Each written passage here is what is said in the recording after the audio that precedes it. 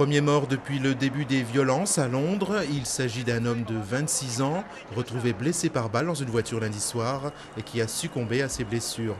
Le Premier ministre David Cameron a annoncé une convocation extraordinaire du Parlement jeudi et le déploiement de 16 000 policiers.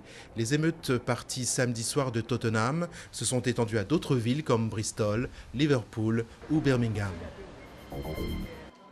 Légère amélioration sur les marchés financiers mondiaux.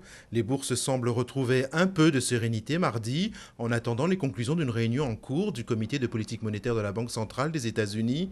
Des attentes très fortes alors que la Fed ne dispose que de marges de manœuvre très faibles. Faisant peu cas de la fébrilité des marchés, les socialistes refusent plus que jamais de voter la règle d'or proposée par Nicolas Sarkozy.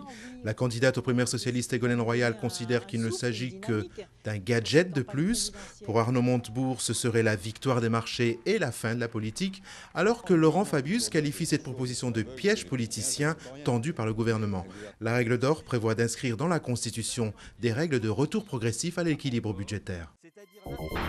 La répression continue en Syrie. Au moins 21 personnes tuées mardi, la plupart dans la localité de Deir ez-Zor, dans l'est du pays.